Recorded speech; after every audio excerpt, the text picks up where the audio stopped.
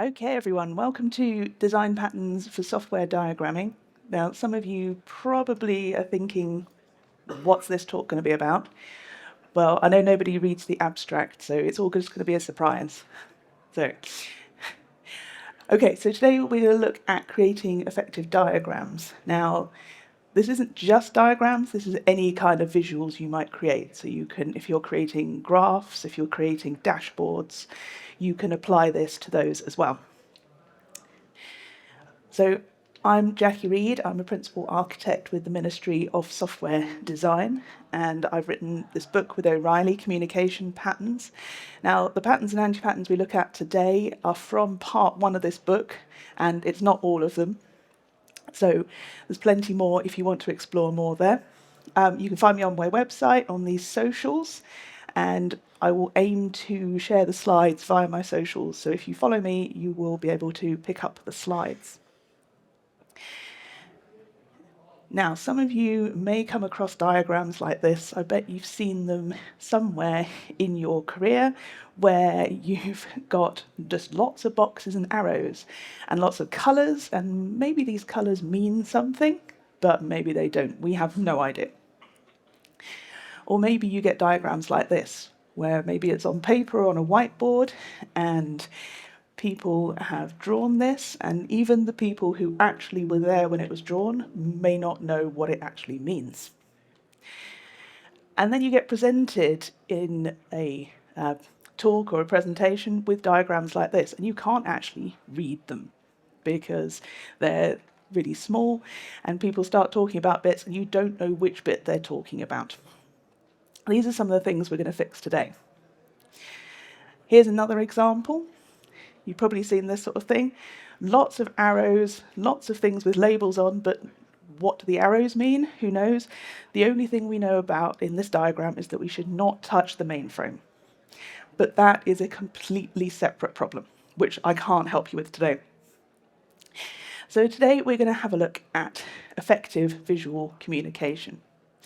And the way I'm going to do that is by showing you patterns and anti-patterns, because technical people use patterns and anti-patterns in their code, in their architecture. And so this is a nice, easy way for you to understand all these different things that you should do and shouldn't do. So patterns are the things that generally work, might not work in every situation, but they generally can be applied. So they're not laws or rules, but they are patterns which generally work. Anti-patterns are the things that look like they're probably a good idea, but actually all the pitfalls and the downsides outweigh anything that's good about them. Sometimes they're fairly obvious that it's an anti-pattern and you shouldn't do it, but people still do it. So I'm going to point it out. And what we're going to do is we are going to avoid those pitfalls, and we're going to sort of deliver impact. And I know some of you will have to present diagrams to people at different times, and so it's very important to get those right. But any diagrams that you are creating for anyone who's going to look at that diagram and do something with it without you being there, it's vital that they understand what you mean by that diagram. So the first thing we're going to look at, style actually communicates. Now, the style that you choose when you create a diagram can mean different things to different people. So if we look at these, number one, we've got quite a sort of sketchy style, and number two, we've got a more solid style. So we would say that probably number two is the more developed idea here. And you can use style to visually communicate to your audience. Now, if you showed this to your, say, product owner at the beginning of a project, they might say, oh, great, when does testing start? But this is just, we haven't even decided if this is what we're going to do yet.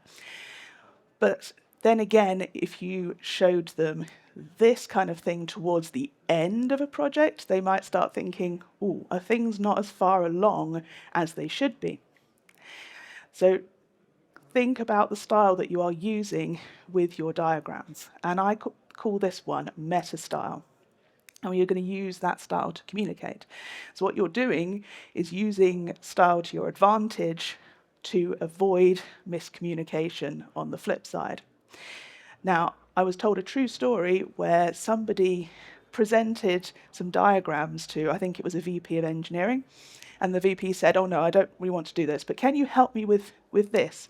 And their diagrams had this very distinctive color, I think it was blue and yellow, and so the architect helped them with that. And then they redid their diagrams for the thing they wanted to do in this same style, showed it to the VP of engineering again, and the VP said, yeah, okay, let's do that. So it does really help. Now, have a think for a minute. Which of these styles would you use for a diagram such as this? This is quite low level. We're looking at a data flow diagram here. We're getting onto the level 2, so we're getting into the detail. Would you use the top sketchy one, or would you use the bottom, more formal one? Have a think for a second. All right, put your hand up if you would use the sketchy style. And who would use the formal style? See, most of you are thinking, oh, we're getting into the detail, so let's use the formal style. But what if this is the first idea? We haven't decided what we're doing yet. Then you could use the sketchy style. So I'm sure I'm not the first person at this conference to say it depends. So I won't be the last either, and we've still got a whole day to go. So there you go. It depends. Think about the style you're using. Now we've got another pattern here. I call this one facing the crowd, also known as know your audience. Now you probably think of this in different ways with the product that you're working on. And we kind of all know that different people have different needs. They need different levels of detail. Are they technical or not? But when we create diagrams, we tend to actually forget to think about who the diagram is really for. Because some of our diagrams are for very technical people, some are for very non-technical people, and some are actually for both. And those are some of the hardest ones to get right with the information we put on there. So there's a few questions you can ask yourself. First of all, what's their technical understanding? Are they like a very technical project manager, or are they very non-technical? If they are a product owner, do they really want to know that you've chosen MongoDB, or do they want to know that you've chosen a database that meets their requirements? If you just say, we've chosen MongoDB, they're going to say, and why? What? I don't even know what that is. So think about what different people want to know. Then there's the level of detail as well. So are you presenting to like an architecture review board? Do they want lots of detail? Do they want less detail? Do your development teams want you to tell them exactly what they want to do? Or are you giving them a higher level? So think about the level of detail you're giving people. Then consider what they want from you. You need to meet their needs. So if you don't meet their needs, then they're going to be asking you questions, or they're going to misunderstand things because things are left out. And then, last of all, this is the thing that people tend to forget, and that is, what do you want from them? Maybe you need them to sign off on a decision or even make a decision. So what do you want from them? Because you need to give them everything they need to do what you need them to do. Sounds like a bit of chicken and egg, but yeah, consider that. Right, it's your turn again. We've got a class diagram here. Who is this for? You can just shout out, but you're going to have to shout out quite loud. Developers? Anyone else? Pardon? Yep, data, people who are working with the data. So it's going to be more technical people like developers, architects, people who are working with the databases. You're not going to show this kind of thing to your product owner or project manager because they won't understand what it all means. What about a C4 context diagram? So this is quite high level. Who's this diagram for? Everyone, that's a good one. But yes, everyone can really use these diagrams, even if they don't have a key. And you should have a key, put a key or a legend. I have not put them on these slides so you can actually read things, but do put a key or a legend in. So even your developers that are working like deep down in the code should see this diagram and see the interactions that the system has with other things. Now, what about this diagram? Now, first of all, this is a domain story. Put your hand up if you have seen or used a domain story. Ooh, a couple of people like, they're very useful for doing high-level things. So now I've said that, who's this going to be for?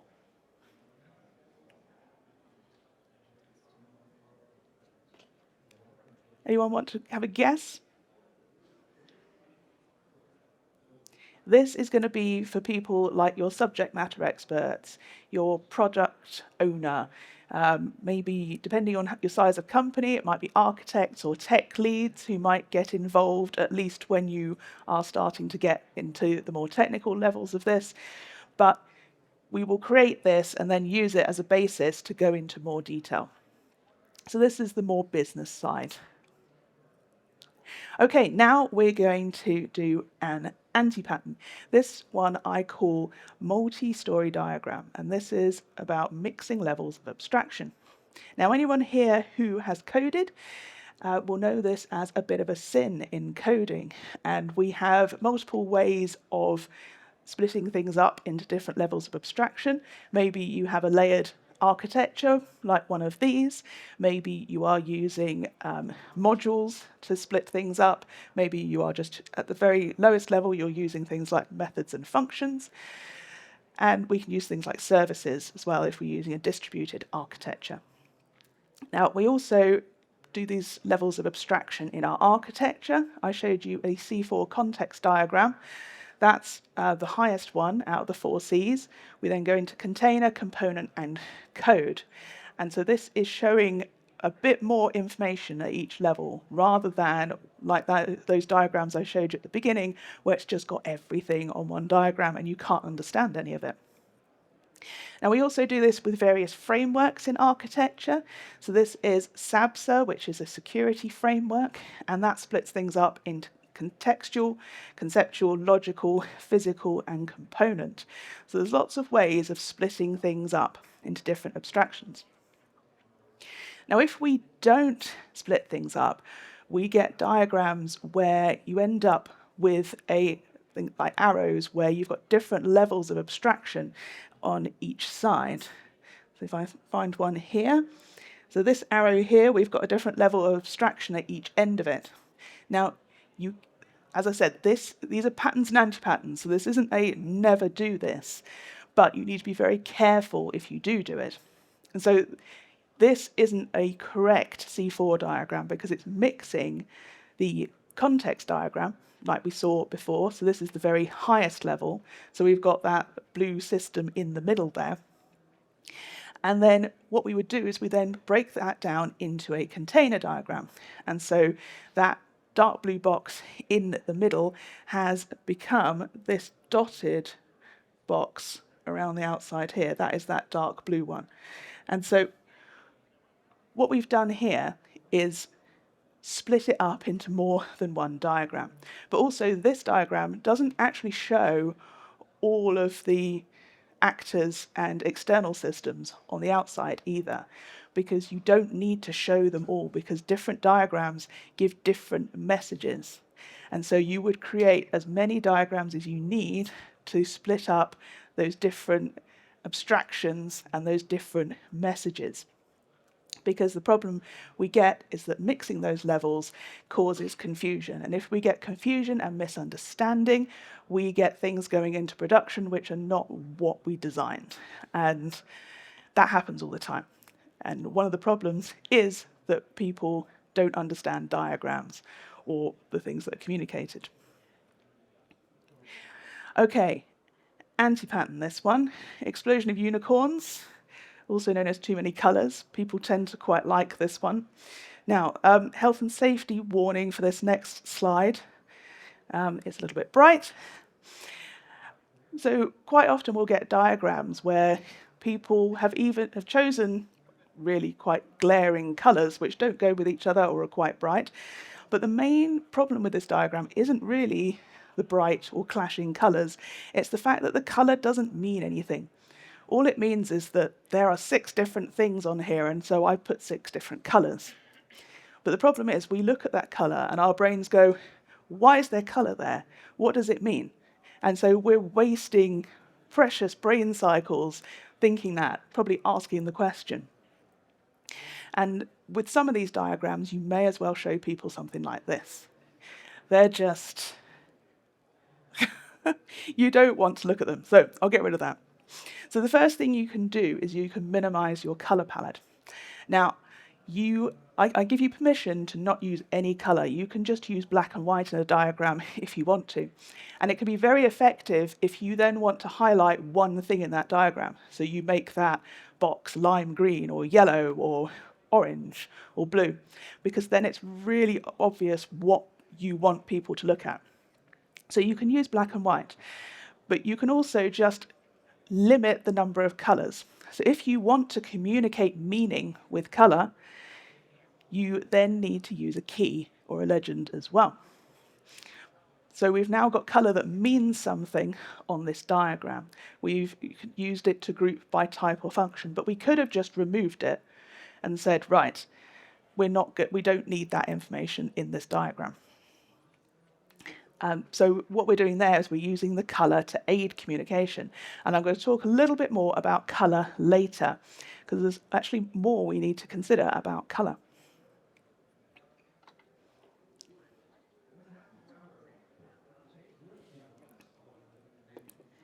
Right, next, an anti-pattern. Apologies to anyone who doesn't like spiders. This one's called spider's web, or unclear relationships. Now, you may find that you get diagrams a bit like this. We saw some at the beginning where all the lines kind of crisscross over each other. Maybe they even go behind or in front of other boxes. And a spider would be quite happy in there because these lines are just going all over the place. And the labels, it's not clear, at least when you've at a glance, which line the label actually belongs to, especially this bit at the bottom down here. It's not clear at all which line those labels belong to. So what we can do here is a few different things. We can get rid of any unnecessary information. Like I said with that sequence diagram a minute ago, the color may not be needed. If we don't need to communicate that, we could have just made it black and white or just all one single color. When we need to keep that information, we can split the diagrams up. So maybe it's different levels of abstraction, maybe there's just too much information, maybe we've got all the technical information in a diagram that we want to show to business people, and so we would take that out, split it into more than one diagram. We can then minimize the line crossing by moving things around. Where they do cross, you want to have nice big line jumps. And one recommendation I have is that if you have, say, lots of horizontal and vertical lines, if you make all the same, so all the vertical lines jump or all the horizontal lines jump, it's much easier for people to follow than if you've got both horizontal and vertical lines jumping. So a tip there. Then you can also standardize the position of the label. Now this helps with working out which line that label is for, and there are some times where you will need to move it, and I'll give you an example in a minute. So by standardizing, I mean put it at the beginning or the middle or the end, something like that. And then you can use angled lines to make the relationships clearer. Now I'll show you an example here. So we've got an untangled version versus the tangled up version here, and you can see how I've moved things around, and we've got those, they're typically called orthogonal lines with the right angles rather than just the straight lines which end up being diagonal. And I'll show you a completely untangled version. So I've managed to move things around and get it so there aren't actually any line jumps in this diagram. But I've standardized where the labels are, so it's typically towards the beginning of the line. but I'll show you an example of where I've had to move this. So if I put these two labels at the beginning of the line, it would be more cluttered and harder to read, and so I've moved one to the middle and one to the end, but it's obvious which line those are with. So that's the aim of what we're doing here. So there you've got an untangled version. Now, this is a very strange message, but I want to tell you that diagrams are free. It doesn't cost you to create more than one diagram. Now, you're probably thinking, but wait a minute, I've got to spend time creating more than one diagram. I've then got to maintain more than one diagram. But think of all the time and effort that you're going to spend on people not understanding and things not being done correctly when people try and shove everything into one diagram and you get misunderstandings. So split things up, make things easier for people to understand. My friend Neil Ford likes to say this about your slides in a presentation. He says, slides are free, you don't have to cram stuff into one slide. Spread it across lots of slides. So it's very similar to that. Okay, a pattern this time. Notes on a theme, also known as remove excess text from the main diagram. So we're decluttering here, making it easier for people to read and understand our diagram. Now, if we get a diagram like this, which has lots of text in it, annoyingly, some of it is flowing outside the boxes. I don't know if anyone else gets really annoyed by things like that, and stuff like, oh, the heading's sort of almost centered, but it's not centered. Yeah, I get annoyed by things like that. But the main problem here is that we have got text, so much text in there that it takes a long time for people to read it.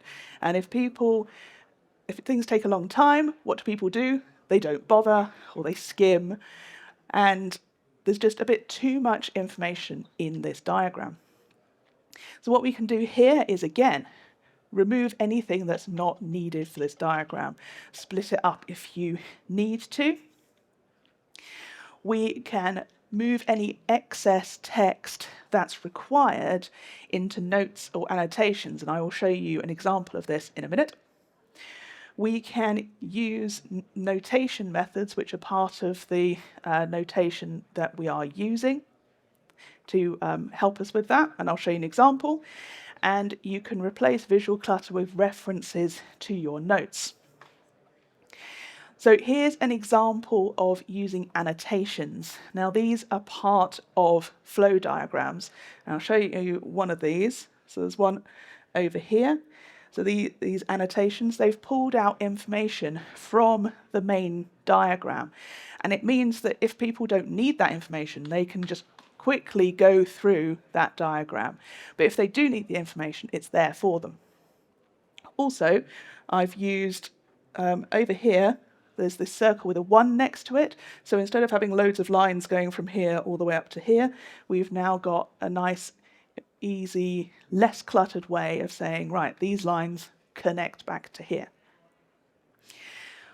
We can also use notes. Now, if you look up the top there, I have moved information into notes. Now, this is really useful if you have repetitive information in your diagram, because then all you need to do is put a little number next to, so there we go, we've got a little 3 in the middle there. And so you just put that little number to refer to the note next to it. Now, one thing you should do is keep the notes within the diagram. Don't be tempted to put them as text next to the diagram, because they will become separated at some point. People will email it or insert it somewhere else, and then there'll be lots of little numbers on it, and you won't know what it means. So keep it in the diagram. But yeah, particularly useful if you have repetitive information. And so the message here is that not all information needs to be within the main diagram. We can put things within these annotations. We can also put things into things like a key or a legend. So if you've got sort of long words in there, you can put abbreviations in and put them into the key as well. That's another useful thing. Okay, I told you we were going to talk more about colour. This one I call colour is key, which is an anti-pattern of relying on colour to communicate. Now, I've showed you how you can use colour to communicate, but we need to think of a few things when we do use colour to communicate. Right, your turn again. I have simulated a form of colour blindness here called protanopia. Only one of these is yellow, and you've got to tell me which one it is. So, how many people, just put your hands up, think that A is the yellow one? B? C? D? Okay, so most people think D is the yellow one, and it is, in this case. But now I've simulated tritanopia. This is another form of colour blindness, and I've mixed them up again. Which one is yellow? Is it E, F, G, or H? Most of you did not put your hand up that second time. So, it was actually E for that one. So I've lined them all up here. And you can see that the typical advice of, oh, just avoid red and green, doesn't really work because there are many different forms of colour blindness. In fact, there are all of these. So some people can't see a colour at all, and some people can see a colour a little bit. And then there are a few people, which is the rarest form is achromatopsia or monochromacy, which means people can't see colour at all. And it affects about 4.5% of the world's population. And you might think, well, that doesn't sound very much, but it's actually 1 in 12 men and 1 in 200 women. So if you think about the tech industry, still very male-dominated. So in our industry, you are actually much more likely to come across somebody who is colourblind than in other industries. And it's more than 350 million people worldwide, which is more than the entire population of the US. It's about half the population of Europe. So it's quite a lot of people who are affected. Now, if you work with UIs, whether that's web or not, you will need to consider this. But if you are working with a UI in a browser, there are various tools that you can use. There's some in Chrome and Firefox in their dev tools. You can also install various simulators so that you can have a look at what your user interface looks like to different people. Now, of course, it's only a simulation, but it gives you an idea. There are also other various simulators you can use. So maybe you've got a palette. This one, I just pulled these colours out of a picture that I liked. And then what I did was I used a simulator to see the what different people would see. And so we've got the standard one here on the right. But if we look at this, a lot of these, they're either very, very similar or basically identical. And so we can't use both of these colours because the key would look exactly the same. We can't use them. So one thing you can do is just go, okay, I'm just going to take that colour out. The other thing you can do is you can change the saturation of how bright that colour is. You can change how light or dark the colour is, but then you'll need to rerun the simulation to check that it now doesn't clash with one of the other colours. Now, a lot of people, a lot of companies are quite good at having tested their colour schemes, but if you've just got an internal colour scheme that someone's come up with for doing things like graphs or diagrams, it might need checking. So one thing you can do then is use a colourblind simulator. If you don't have time to look at all of them, if you look at something in grayscale, you will be able to tell if there's a problem quite quickly, because if you can't see the difference between two of the greys, then someone else won't be able to when it's in colour. So don't use all pastels, because guess what? They're all exactly the same shade of grey, pretty much. Not useful at all. But what about the colour schemes that we get in things like Visio and Draw.io? Surely somebody tested those. Nope. So if we simulate deuteranopia with these colours from Draw.io, their pastel colours, they look exactly the same. So how about we take some from my palette that I have just tested. If I simulate, I can tell the difference between those two colours. So do not assume that the palettes that are in your software will work. Okay, so the big thing here is do not rely on color alone. But how about if we've used a key? This must be okay, yeah? As I said, pastels aren't good. Think also about grayscale. Now, there aren't many people who have the monochromacy, but sometimes your diagrams might be shown in grayscale. It's less likely these days. We tend not to print things out. When I wrote my book with O'Reilly, I had to make sure every single diagram looked at least okay in grayscale because the paper copies are in grayscale, whereas if you look at it online or the ebooks, those are in color. So some of those diagrams that are in the paper edition actually have a URL so you can go and look at the color version because you have to see the color version when I'm talking about things like this. You can't just see it in black and white. So when we have something like this, we can use things like pattern. You have to make sure that there's enough contrast between the pattern and the color in the background, but we can use that. Of course, you can use pattern without color. You can just use it for black and white and have that pattern. The other thing you can do is use symbols. You'll notice I haven't used like red and green for patterns and anti-patterns in this, but I've seen people over the years who use red and green to show good and bad things in a presentation, and they just put a line, a border around the outside that's red or green. So people who can't tell the difference between those two colours don't know if it's bad or good. Okay, a summary. We can use patterns, we can use symbols, we can use labels, of course. You can label even things in a graph, along with colour, or maybe don't use colour. That's fine. We can choose colours with the different saturation levels, like I said, like the sort of brightness, because then even if the colour kind of looks the same to someone else, it's a light version and a dark version, so they can tell the difference. You can use a simulation tool, at least use the grayscale. And you can also think about monitor and projector color calibration. So I can tell you, I've done this talk on various different projectors, and it all looked different on each one. And there was one talk that I gave last year where I was in the middle and I had two different projectors on two different screens. And when I showed all of those chili peppers, they had different colors on each screen. So it was a great illustration of considering how things will look, because if you've chosen a color like, say, a lime green or a yellow, it might end up looking quite brown on a projector. And you're standing there going, so yes, the yellow boxes. And everyone's going, what yellow boxes?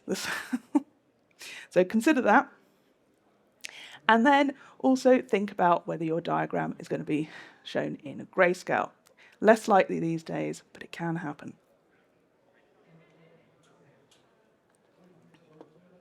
Right, a pattern.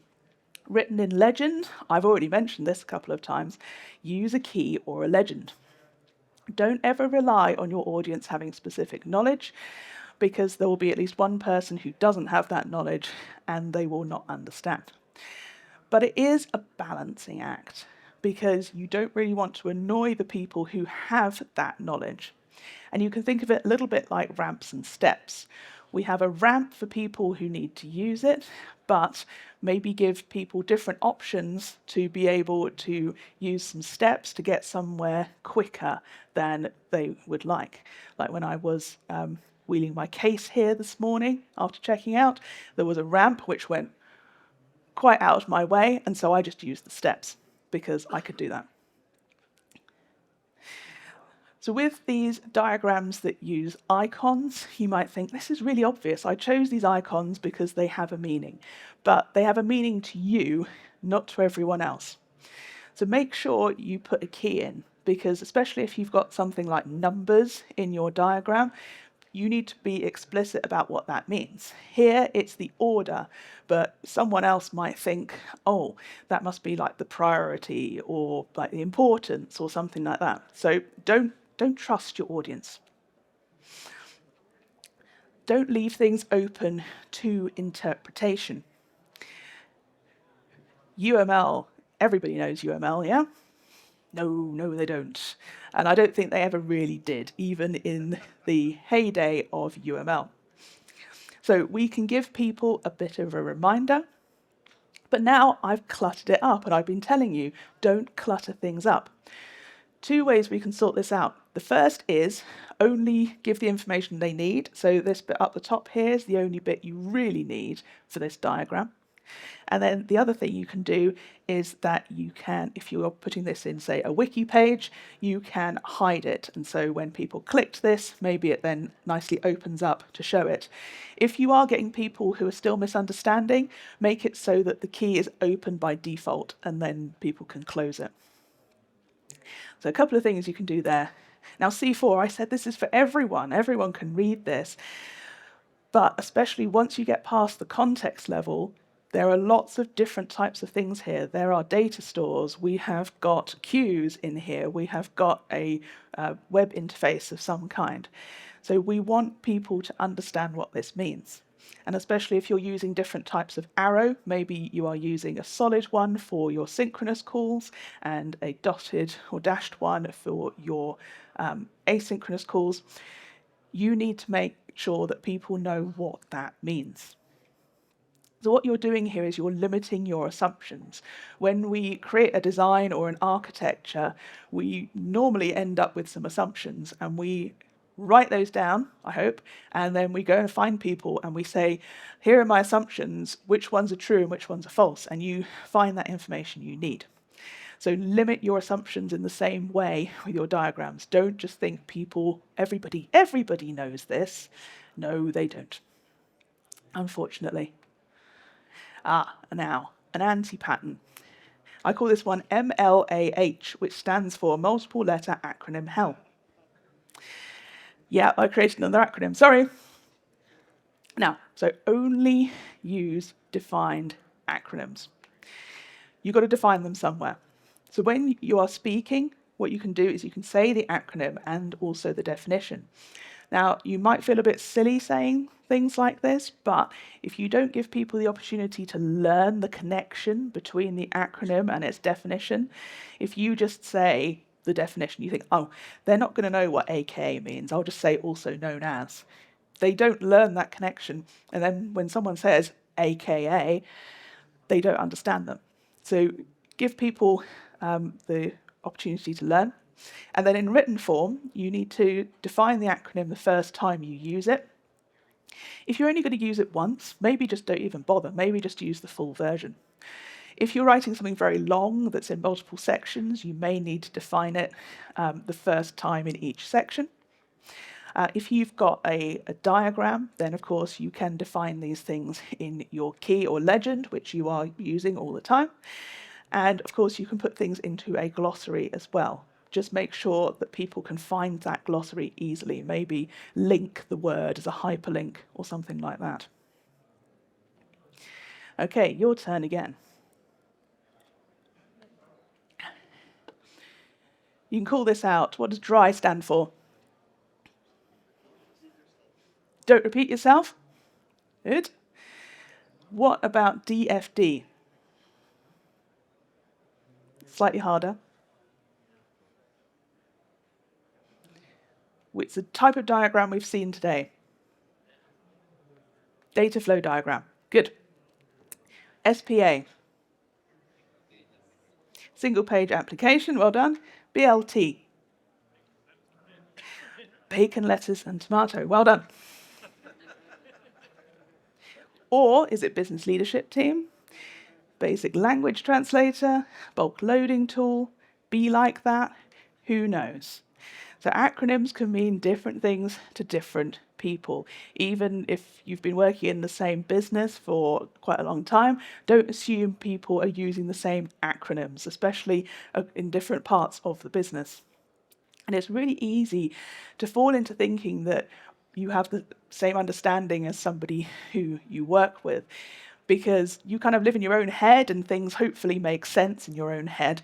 But every single person that you work with has a different experience to you. Even if you say went to the same school, the same university, they've got very different lived experiences to you. So next time you use an acronym, think SIDI, which stands for state it and define it.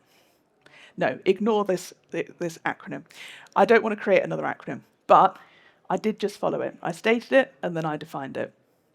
To make sure people have that explicit definition of your acronyms. Okay, a pattern, a push in the right direction, also known as match the diagram flow to expectation.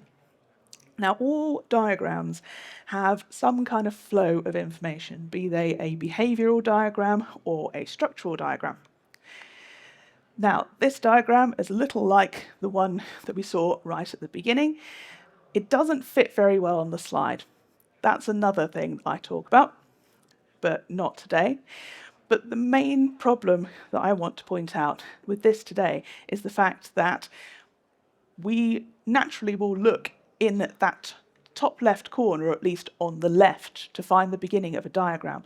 But this diagram starts over here in the bottom right. Not very useful. Takes some time to work out where to start. So if we match people's expectations, we now are starting over here on the left. We also have a flow of the requests into the system are going from left to right, and the responses are generally going from right to left. It's much easier for people to read this, plus the fact that it also fits very nicely on a slide. So that's the other thing for you to think about when you are creating diagrams on a computer. Make them to fit your screen. Then other people will be able to read them as well. And it's easier for you to create. Really simple. So when we are using diagrams such as sequence diagrams, it's quite easy to get the flow correct in these. So you can see we've got these really sort of nice flows backwards and forwards in this diagram. Now, if the elements at the top there were in a different order, this would end up going all over the place. And I've seen diagrams like this where arrows are like jumping over other ones and there's no need for it. So order the elements so that you get a nice flow, make it easy to read. You're not going to be able to get beautiful flows in every single diagram, but make it the most legible that you can. So the big thing here is we're thinking about our audience again. We're not just thinking, I'm creating this diagram. We're thinking, somebody's going to read this diagram. How can I help them to read it? Now, I've also been asked, like, oh, I've got a diagram and I haven't got time to change it, or I haven't got the original editable version, so I can't move things around. What can I do? One thing you can do is use numbers, like you've seen on some of these diagrams. So you can say, right, here's number 1, here's number 2, number 3, number 4, number 5, because these diagrams aren't set out correctly. You can also use things like you get when you're going to like the shopping centre or a theme park, where you have the sort of "you are here" arrow or hand. So you can say, right, here's the start of the diagram, just to help people with that. Right, a pattern here called Show Them the Pirate Ship, enthralling your audience with context.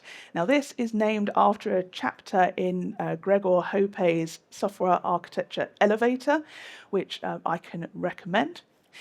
And in this, he's talking about giving people the context and pulling them in. Now he talks about Legos in his book. He says, when you look at the cover of a book of Legos, a box of Legos, you don't see a picture of each individual brick that's inside. Instead, you see the picture of an exciting, fully assembled model positioned in a lifelike pirate's bay with cliffs and sharks. And now you're probably thinking, well, wait a minute, I'm not creating diagrams for children.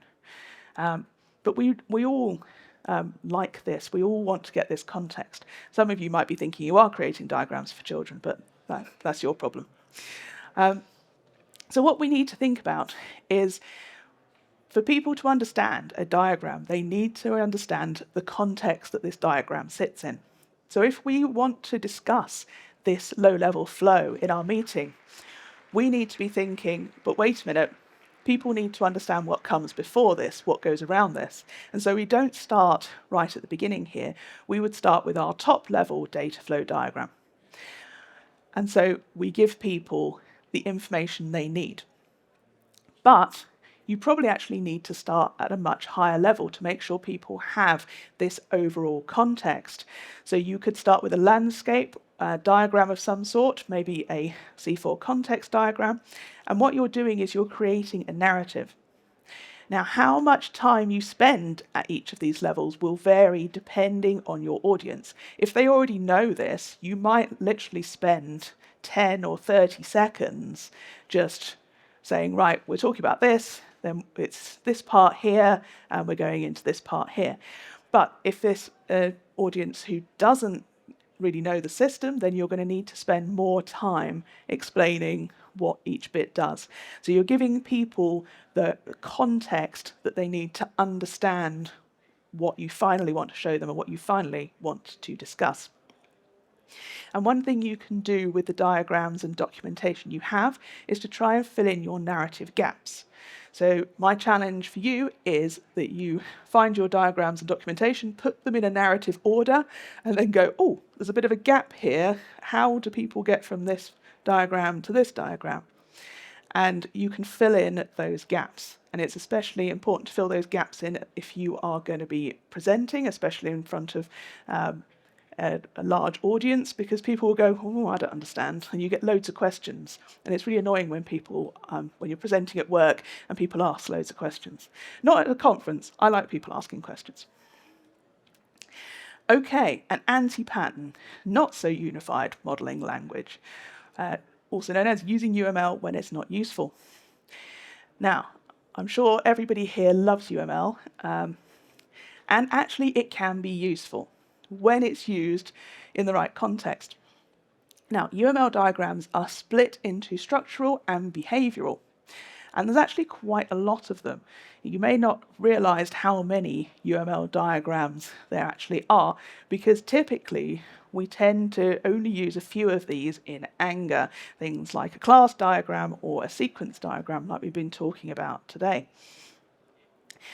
But we really need to go back and think about what does our audience really need here. Do they need a UML component diagram? I can tell you that in my career as a developer and architect, I've only ever needed to create one UML component diagram, and it's this one. Just an example, and I can tell you that it was awful trying to get all these arrows and things to line up with each other because the software just doesn't, like, it's not automatic. But also, your audience is going to look at that, and even the technical people are going to think, they're definitely going to need the key to understand this. So what you can do is just keep it simple and straightforward. Even if you've got a technical audience, you don't need to use UML if you don't want to and you don't need to. This C4 container diagram actually shows the same information, but you can understand that even without the key. Some people wouldn't, do put the key in, but it's so much easier to understand. UML sequence diagrams traditionally have very low-level information on them. You might have like method names on there. But when UML originally was invented, people were pushing things into production every, say, 6 or 12 months, maybe even longer than that. And so you could update your diagrams before when things changed. But now we might be pushing stuff to production multiple times a day. If somebody changes the name of a method and you've put it on a diagram, then it's out of date. So top tip, only go down to the level of detail you need. And if you really need very detailed stuff, find a way to automate it. Say things like OpenAPI for your APIs, which will then automatically create the documentation for you without you having to do it. So, as I said, how long until it's out of date? Very quickly. So what we can do is use a simplified version. Don't put that nitty-gritty detail on there. Only put the information that people need. So we can use UML, but use it for good reason when you really want to communicate a specific thing and you know that people are going to understand it and you've put a key in. Definitely. Okay, anti-pattern, structures behaving badly, mixing structure and behavior. Now I just said UML diagrams are split into structural and behavioral. Now, they actually got that right because we really want to split up our structure from our behavior for people to understand things. If we put them both in the same diagram, it can become very confusing. So this just a boxes and lines diagram, but this has got structure and behavior in it, and so there's a lot of information in there. It's hard to work out what it's trying to tell us. So what we can do here is we can just make this just the structural diagram, and then we can pull the behavior out. Now there's various ways you can use behavior. We've looked at data flow, if you're thinking about data. We can also put this into sequence diagrams. Now this one is actually created using plant UML, so it's using code. But the really interesting thing is that this diagram only shows part of the behavior in that original diagram. So you can see how much information was squashed into that one diagram. I think I could create at least 3 or 4 behavior diagrams from the information in that original diagram. It would be very hard to find that behavior in that original diagram. And so what we're doing here is we are applying that single responsibility principle that we apply in our code to our diagrams as well. Right, a pattern this time, connecting the dots. Representational consistency. This sounds a little bit complicated, but it's really not. This is connecting your levels of abstraction. I've just told you to split your diagrams up. Now we need to make it really nice and easy for your audience to, number one, know that there are more than one diagram to look at, and also be able to connect those diagrams in their head. We want them to be able to create a mental model.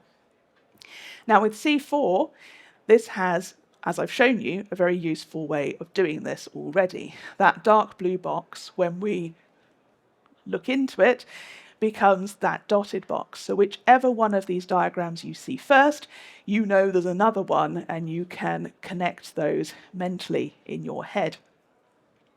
The other thing we can do is we can use referencing. So these data flow diagrams, we have got the numbers on the different processes, and we can see that in the high level we've got the number 2, and in the low level we've got 2.1, 2.2, 2.3.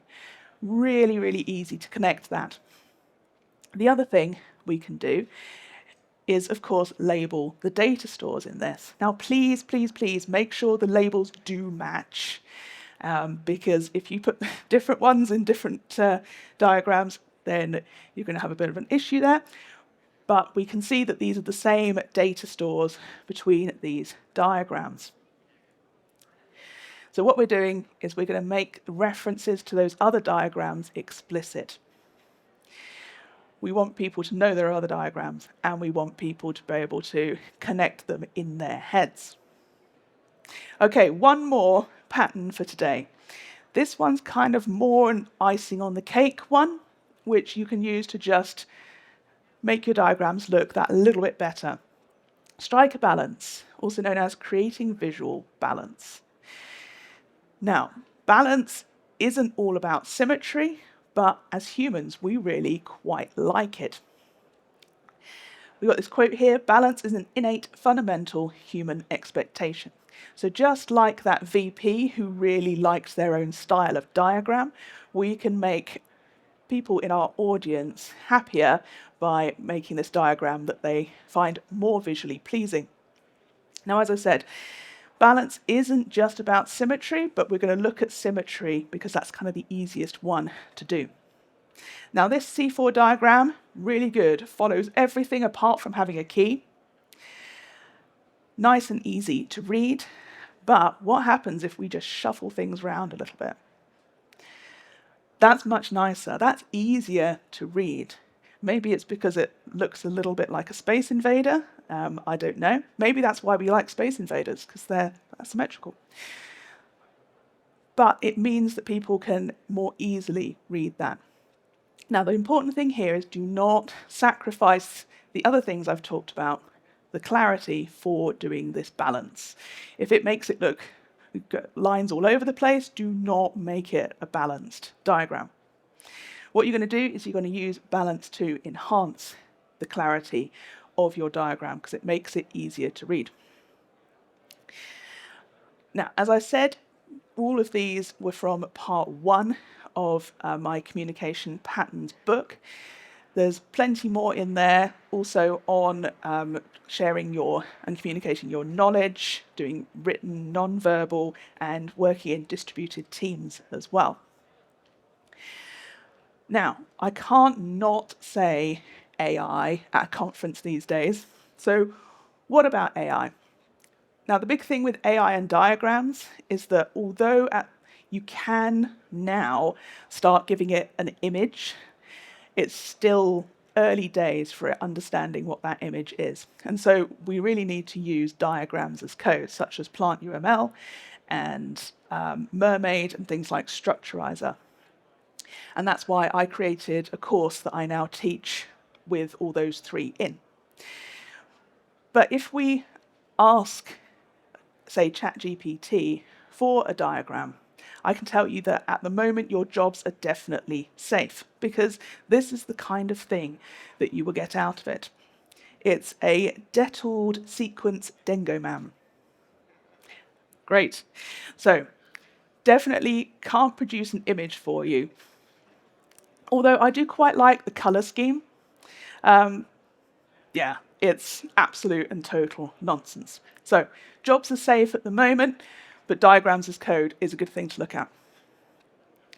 So I want to say thank you very much. And as you've all come to this talk, on the way out, there should be some of these bookmarks. And if you aren't on O'Reilly already, there is a 30-day code on here, so you can go and read my book and anything else that is on there as well.